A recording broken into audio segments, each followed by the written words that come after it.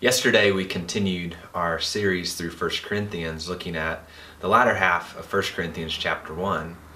And I talked about how in that section Paul is kind of showing us two different kinds of worlds.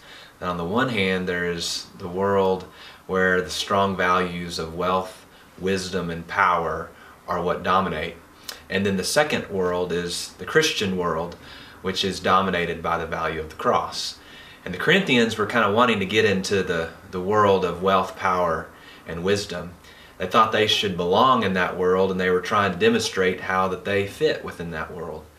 And Paul was trying to help them see that the cross doesn't fit in with the worldly values of wisdom, power, and wealth. That instead the cross calls us to a different identity, a different way of living, a different worldview. And I think we face the same dilemma today.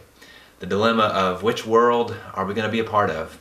Which values are going to guide us? Which perspective are we going to have? Are we going to be guided by wealth, power, and wisdom? Or are we going to be guided by the cross of Jesus Christ? And so what I want you to think about this week is your decision-making process.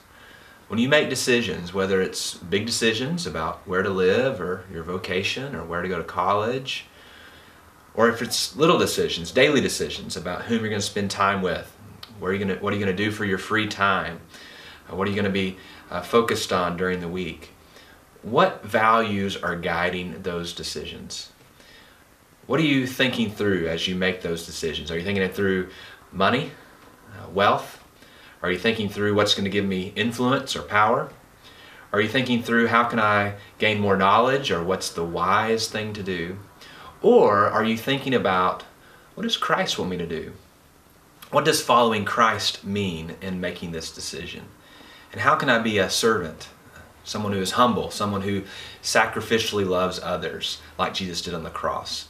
Which set of values is guiding your decision-making process? Because I think how you answer that question determines which world you really want to belong to.